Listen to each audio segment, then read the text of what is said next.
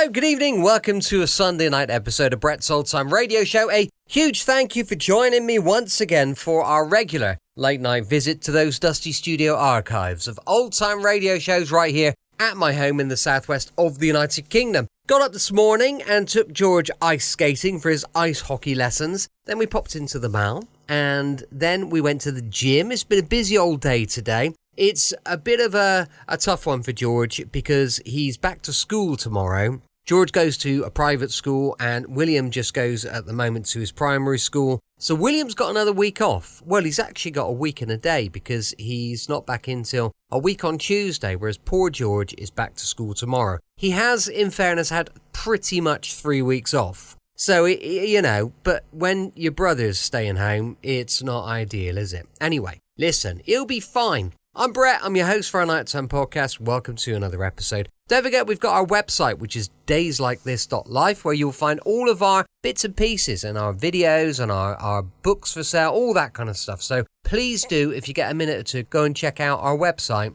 Time now for a Sunday night adventure with a man called X. This one first broadcast on the 18th of March, 1952. It's called Tanganyika.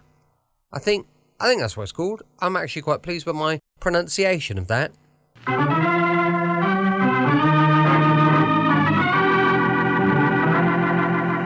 Listen to Herbert Marshall as the Man Called X. Wherever there is mystery, adventure, intrigue, in all the strange and dangerous places of the world, there you will find the Man Called X.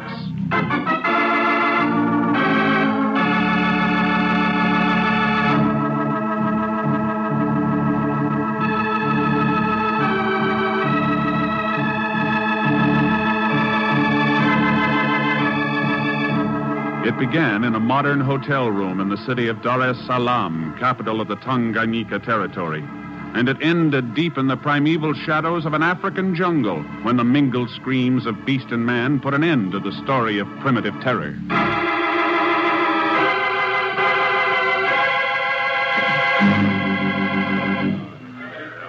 Multavo welcome you once again to Dar es Salaam, Bwana Thurston. It was most kind of you to come. I got your message in Cape Town and took the next plane out. What seems to be the trouble, Multavo? Multavo is Bantu chieftain who tried to make his people civilized, to bring them peace, health, education, God. And you've done it. The outside world is filled with people not half as civilized as yours. All this is no good, Bwana, if the work comes to an end. Why should it? You've a son to carry on when you leave off? Multavo's son is dead. Oh, I'm sorry. It is not for sorrow, Bwana. He caused some of my people to drop the good book and pick up guns, crying to them to burn, to kill, to drive the white devil out of Tanganyika. So that's it. They're spreading their propaganda poison here, too. Like they did in China, Korea, and the rest. How did your people get those guns? Who's been egging them on? Well, Tavo do not know. You know only that when his son was killed, he was carrying this. A statuette of an elephant. Carved out of, what is this, some brilliant blue stone. It is so. That same blue elephant appear whenever there is violence. It is worshipped by those of my people who now carry guns. They say it trumpets in the night, calling for white man's blood. I see. That is why Multavo call upon his good friend. Why Multavo ask for help for his people. All right, Multavo. I'll see what I can do.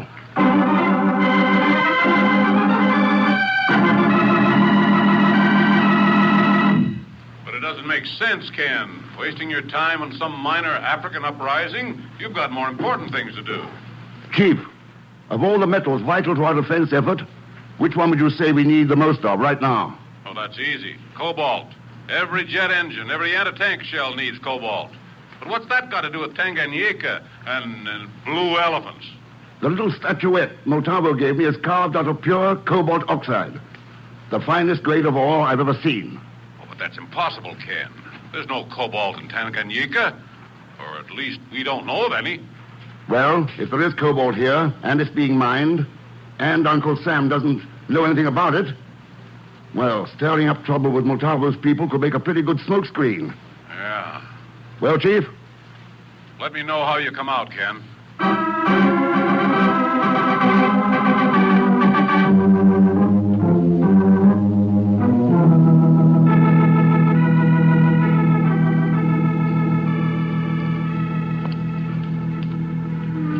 You're absolutely certain of your facts, Sir Robert? Of course I am, Mr. Thurston. As Commissioner of the Port, I can assure you that there is not 1 ounce of cobalt in all Tanganyika. Oh. No, Mr. Thurston, your theory about the native unrest simply will not hold water. Why not prove it for yourself? Be a weekend guest at my plantation near Nairobi. It's in the heart of the trouble area. Thanks, I will. There's a train leaving this afternoon. I'll have my niece, Jean Thompson, meet you at the station, and I'll fly in later and join you. That sounds good. By the way, Sir Robert, your plantation must be near some mineral deposits, isn't it? That's right. There's a mining district nearby. What made you ask? Paperweight on your desk. Eh? Paperweight? Yeah. This piece of mineral ore. Beautiful blue coloring. If you hadn't told me differently, I'd almost think it was cobalt oxide.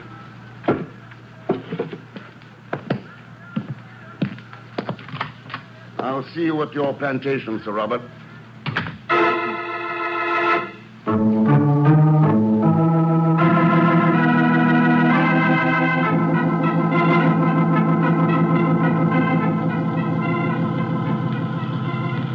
I'm afraid Uncle Robert asked you to visit the plantation at a rather inopportune time, Mr. Thurston. Why is that, Miss Thompson? We've been having some difficulty with the Bantu tribesmen. These jungles are pretty dangerous at the moment. Yes, I have noticed the gun you're wearing. When we've killed enough of those beggars, they'll see the light and settle down again. You make it all sound pretty direct and primitive. Life out here is direct and primitive. It's a lesson you'd better learn if you care to survive. A threat, Miss Thompson? Friendly advice. And I would suggest... Pull off the road. Off the road.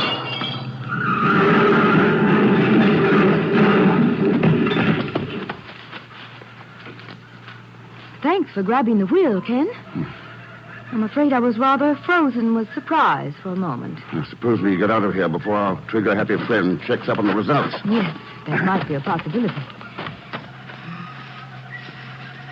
Listen. Yes. Come in this way. Over here. Here. This brush will keep us hidden.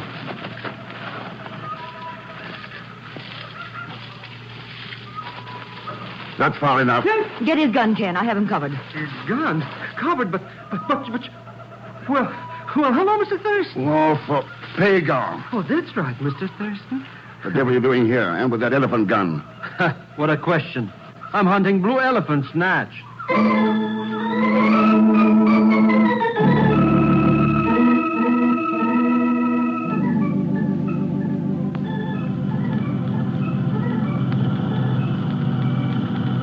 That's right, Mr. Thurston. After I bumped into Motawa and told him where he could reach you, I came out here. Hunting for blue elephants. Or waiting for me to show up so you could chisel a few bucks. Well, you know how it is. Yes. I'm afraid that I don't. Who fired those shots if you didn't? Who knows? Somebody always shooting at him. Bullets go for him like honey goes to magnets. I'll try to figure that one out later. But at least we've arrived at the plantation without any permanent damage.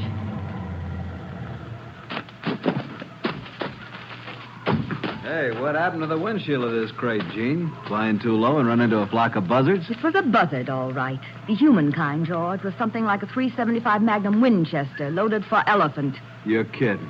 You wouldn't have thought so if you'd been along with us. Oh, George, this is Ken Thurston. Ken? George Gilmore, one of our neighbors. And I'm Mr. Pegon Zellschmidt. Hello, Gilmore. Glad to know you, Thurston. Say, you must be the man with the cobalt theory. What do you know about it? Only what Sir Robert told me. Uncle Robert, is he here? No, but he radioed in from his plane, left a message for Thurston. What was it? He said for you to hold on to your hat until he gets here. He found something that proves your theory. You were right about the cobalt oxide.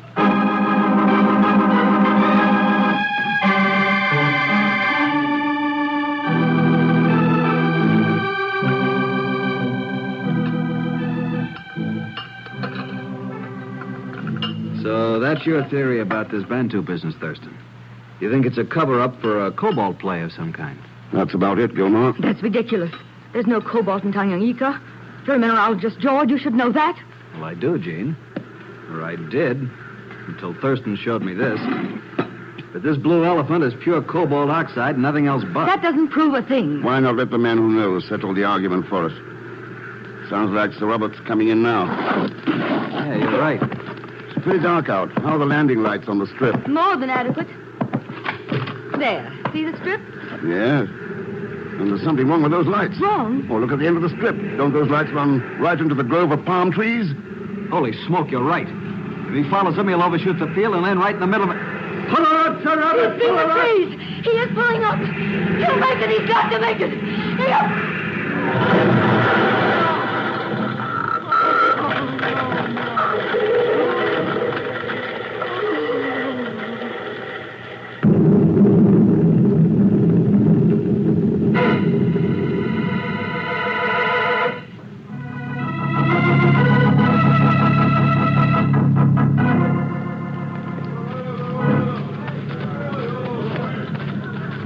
That's close enough. We can't help it now. A terrible way to die. In a horrible accident like that. Gene, it was murder. Murder? Yeah. The landing lights? Some auxiliary lights must have been deliberately misplaced to cause that crash. But why would anyone want to do such a thing? To stop him from telling me what he'd learned about cobalt. Guessing, Thurston? I might be if it wasn't for this. Found it lying back there on the runway. Ken! That thing! Yes. Another blue elephant.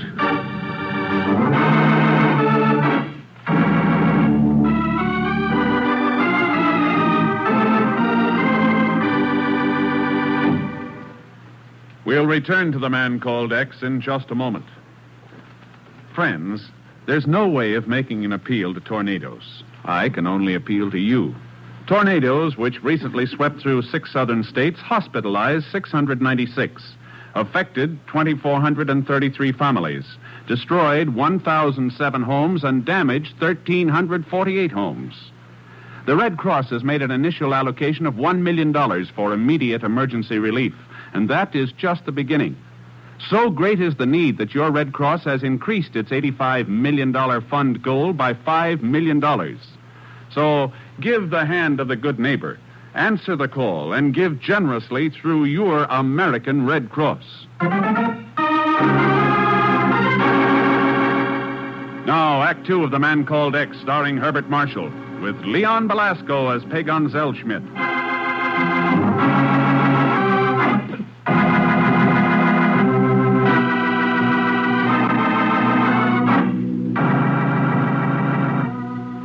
Deep in the primitive jungles of the Tanganyika territory, renegade Bantu warriors are taking up arms against the white plantation owners.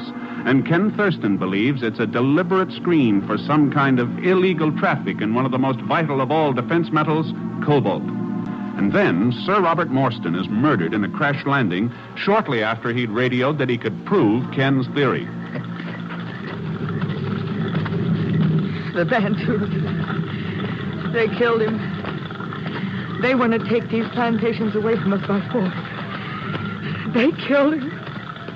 Cobalt had nothing to do with it. I'm afraid that cobalt elephant I found on the runway says differently, Gene. No! The Bantus murdered him. And I'll kill the ones who did it. You hear me? I'll kill them. Easy, Gene, easy. What you need right now is a good night's sleep. Sleep? After what just happened? If you were even half a man, you'd take this gun away from me and go out after those filthy killers. Please, Gene, try to calm down. A tooth for a tooth. That's the law of the jungle. Only you wouldn't know about that, would you? All you care about is grubbing in that no-good silver mine of yours. All right, Gene, all right. Now, let's get back to the house. I didn't know your business was silver mining, Gilmore. That's right. I got a little mine on the railway spur about 10 miles east of here. And I know what you're thinking. Cobalt and silver are usually found together. Well? I only wish it were true. You're getting rich instead of starving to death on the low-grade ore I'm shipping out. Buona Thurston. That you, Mutavo? Mutavo. I have things to talk about with you. I would like to... Mutavo. He's the Bantu leader. He's the one who murdered my uncle. Now it's my turn. Put down the gun, Gene. I'll kill him. You hear me? I'll kill him. Let's have it. No, give it back. I've got to kill him. I've got it. Watch it, Gilmore. I got it. Poor kid. It's no wonder after what she's been through. Yes. Can you get her back to the house? Yeah, sure. You two can talk. I'll take care of her, all right. Sorry, Montalvo. She's pretty upset. She didn't know what she was doing. I do not think so, Buana. I think White Lady tried to kill me because I know. Because you know what? She is one who gives guns to the Bantu so they can kill her own people.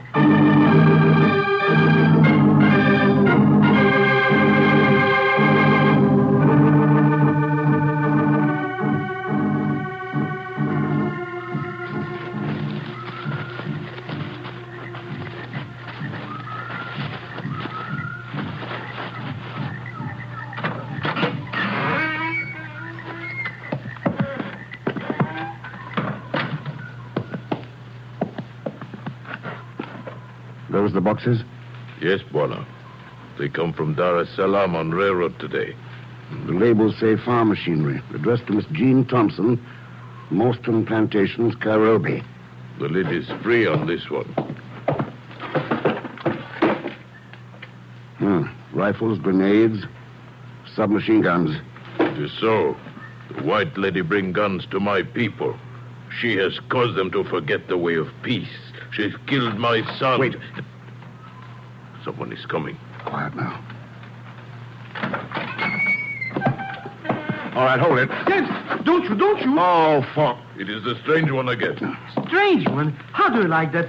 The only thing strange is why Mr. Thurston keeps on jumping out at me all the time. All right, Pegon.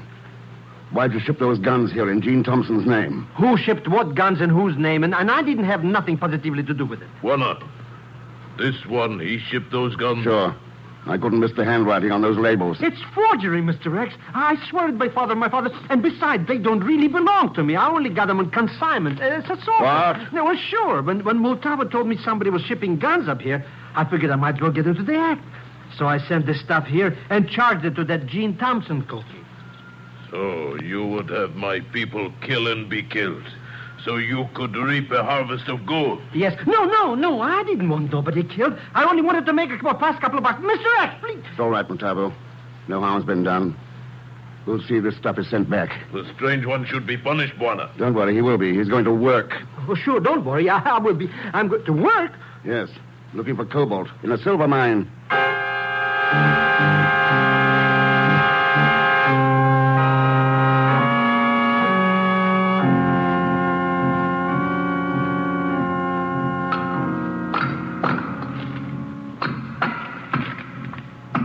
How much longer do we have to stay down here, Mr. X? That George Gilmer could shoot us for trespassing on private mines or something. Take it easy, Pegon. We're not doing any damage. But we've been down here a couple of hours already. What are you looking for anyways? Oh, not what I've been finding. What's that? Low-grade silver ore, just what Gilmore said he'd been shipping out of here. Come on. Hey, you're going the wrong way. There's an old-fashioned abandoned shaft back this way. I wanted to take one last look at it before we... Watch it!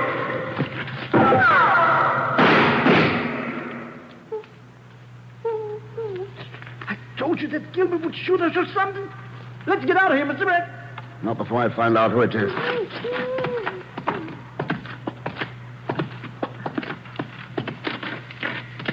All right, Pegon. You can open your eyes now.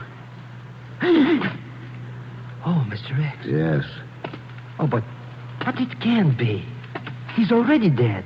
Burned up in that airplane crash. Then he died twice. Yes. Sir Robert Morstan.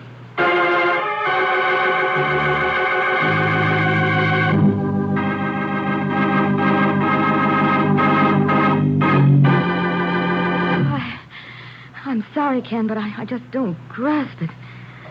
How could my uncle be dead in George's mine when we saw him die in that plane crash? Simple, Gene. He wasn't in that plane. You think his pilot flew it in here alone? After dropping Sir Robert off at my silver mine? It's the only explanation that makes sense. But why should Uncle Robert want to visit George's mine at that hour? Well, that's pretty obvious. He was looking for proof to bolster Thurston's cobalt theory. Apparently, they both suspected I was mining this stuff. And why did you kill him, Ken? Sir Robert had been dead at least an hour before we found him. Someone else fired those shots in the mine. Any idea who it was? I found a gun beside the body. This one. Recognize it, Jean? Well, of course. It's mine. But I didn't kill my uncle or fire any shots at you. I swear I can. Maybe the authorities at Dar es Salaam will believe you. The authorities? There's a train leaving in an hour. I think you'd better be aboard.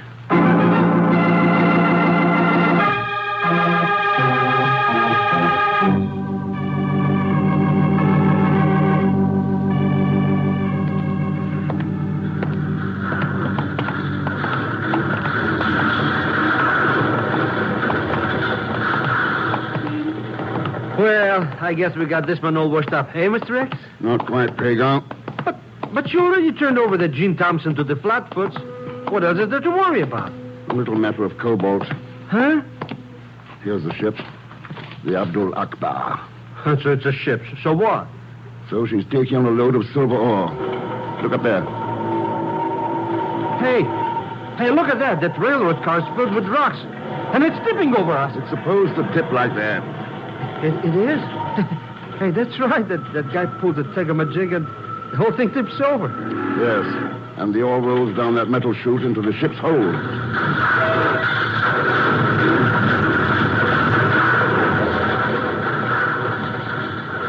Pretty classy stuff, eh, Mr. X? Whatever will they think of next? Suppose we find out. By paying a little visit to the hold of the Abdul Akbar.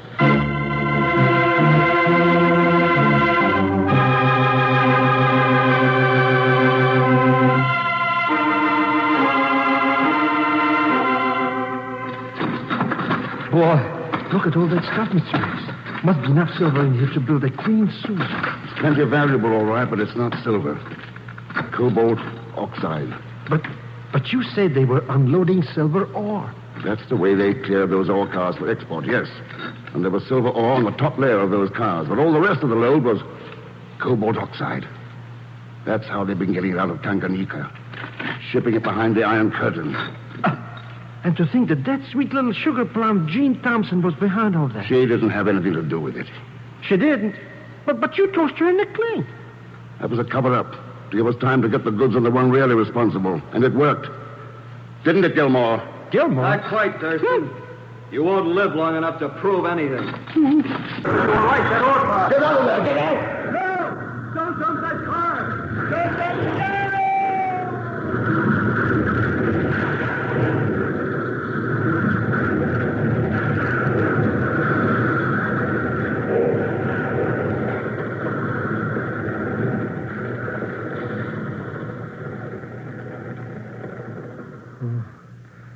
Oh, Mr. Thurston. Yes. But he told this man not to dump any more cars. Look up there. At the control lever. Mr. X, it's Motavo. Yes. The law of the jungle, Pegon. A tooth for a tooth. But when you come right down to it, take a look at Gilmore and then a look at Motavo and... Oh, well, it's not too tough to know which one is really civilized.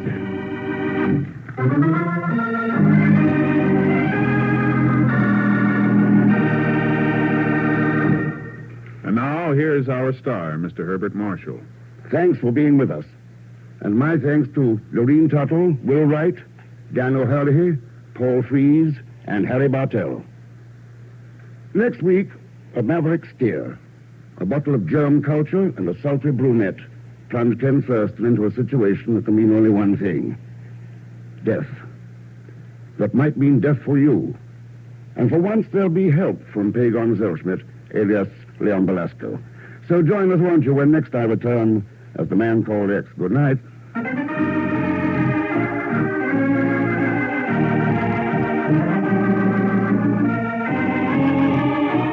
The Man Called X, starring Herbert Marshall, is a J. Richard Kennedy production with music by Milton Charles.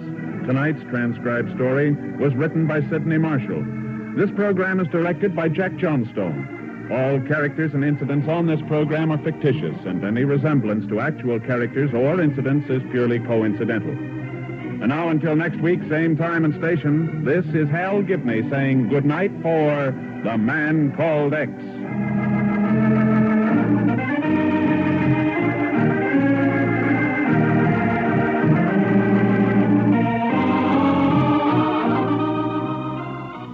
This is NBC, the National Broadcasting Company.